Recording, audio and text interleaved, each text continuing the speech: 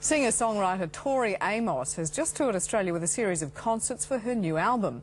It's unashamedly political, with songs like Yo George, that's George W., an undisguised attack on the current American administration. But you might be surprised to learn where Tori Amos believes her songs come from. Muses from ancient Greece. Music is my first language. My mom says when I was 2.5, I would go to the piano and I could play back anything I could hear.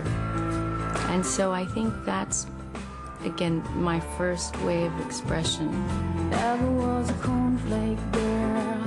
The language of Tori Amos, singer, pianist, songwriter.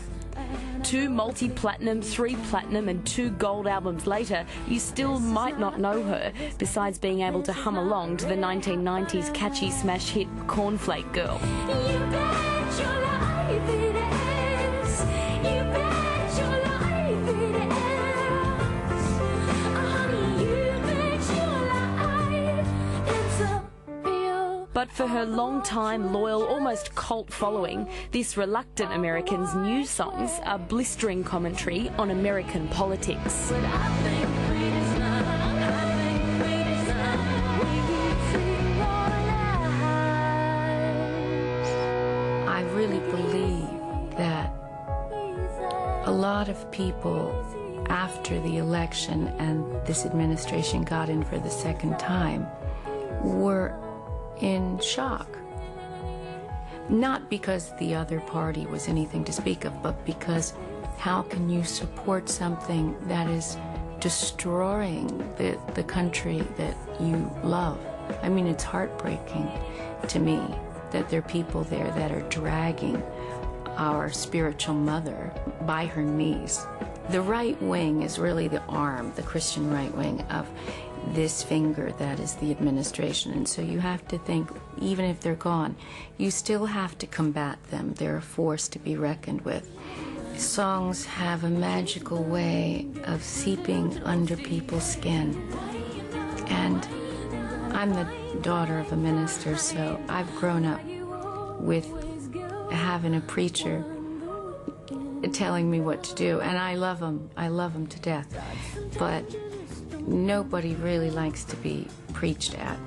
So songs have a way of being able to entice and challenge and command a different way of thinking. This minister's daughter from a small town in North Carolina sure doesn't act the part. Her new album, she says, was created with the help of 5 strong female characters, all based on Greek mythology.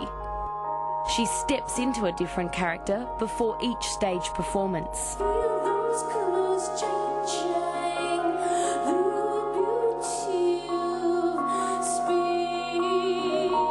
You would carry Athena, Aphrodite, Persephone, Demeter, Artemis as well. And it would play itself out quite differently. It was really fascinating for me to think, hang on a minute, I haven't really allowed Aphrodite in my life. I've been more of a warrior type of woman.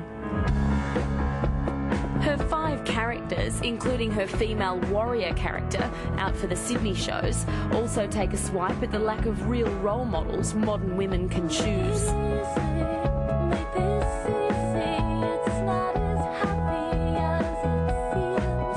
You know, in Western culture, we have the Mother Mary and the Magdalene.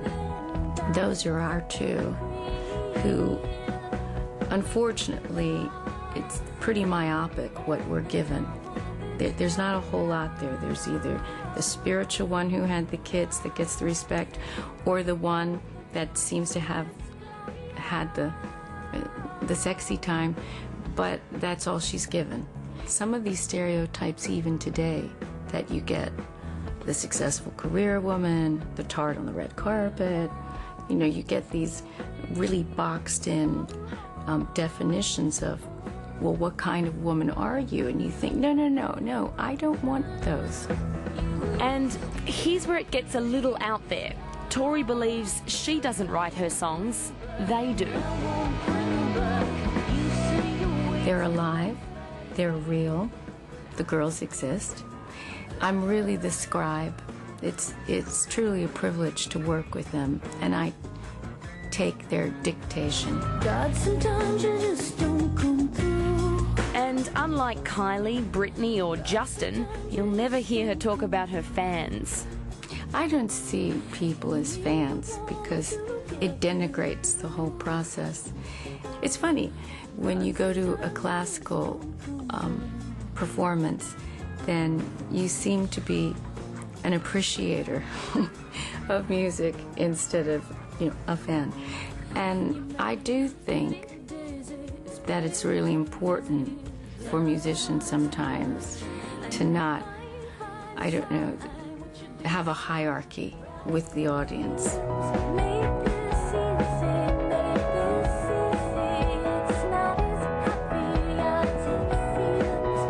But as a musician and reluctant pop star, she's one of the rare ones. She's actually comfortable with her art.